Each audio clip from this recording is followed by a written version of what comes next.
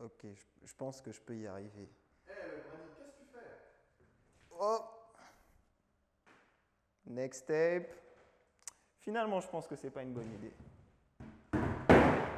Je vais plutôt vous faire le récap de la semaine. Let's Go Digital, c'est parti.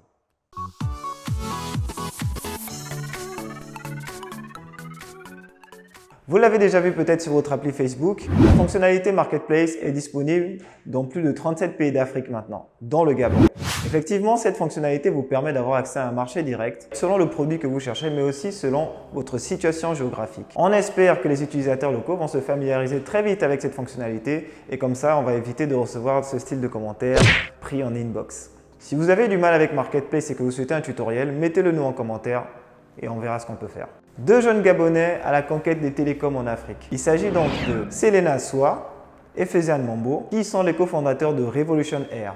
Revolution Air a été créé en 2018 au Rwanda. C'est un fournisseur d'accès à Internet sans fil qui permet de se débarrasser des câbles d'Internet. Après avoir obtenu une licence d'exploitation sur 15 ans sur l'État rwandais, les deux entrepreneurs vont à la conquête de la RDC et du Soudan. On ne peut qu'encourager ce genre d'initiative inspirante qui donne un exemple à bien d'autres. Par ailleurs, pour ceux qui sont au Gabon et qui n'ont malheureusement pas accès à Revolution Air, on vous suggère la box de Move Africa Gabon Telecom qui a 10 000 en ce moment et qui donne un accès haut débit à la connexion Internet.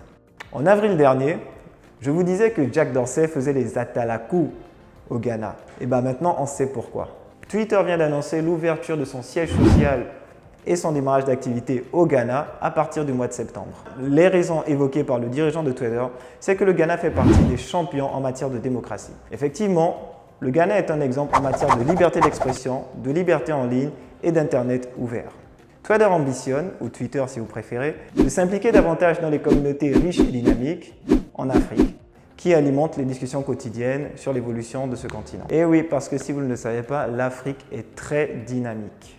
On a eu le droit à plein de vidéos challenge ces derniers temps. Je pense que vous l'avez tous vu. Il s'agit du Milk Crate Challenge. Et oui, le challenge qui consiste à monter au-dessus de casiers de lait et à se casser la figure ou pas.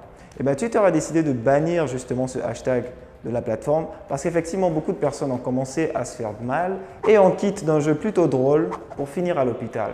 Et pour ne pas encourager ce genre de comportement, TikTok a décidé simplement de supprimer le hashtag Milk Crate Challenge. Eh oui, n'essayez pas ça chez vous, comme on dit dans le catch. Ce mardi 31 août, c'était la journée internationale du blog. Et We Are Digital a décidé de vous faire un petit classement selon ses critères pour élire le top 10 des meilleurs blogueurs au Gabon. Les critères que nous avons utilisés étaient la croissance, le nombre d'abonnés, la constance et la qualité d'écriture. Pour voir ce classement, rendez-vous en commentaire ou sur la page de We Are Digital afin de voir le top 10 des meilleurs blogueurs du Gabon. Mais si tu n'es pas d'accord avec notre classement, ici, c'est la démocratie. Tu peux mettre aussi ton classement en commentaire et on attend de voir pour toi lequel des blogueurs est le meilleur au Gabon. Allez, c'est tout pour aujourd'hui. Laisse-nous un commentaire sur cette vidéo, un petit like et un partage et on se retrouve la semaine prochaine. Ciao!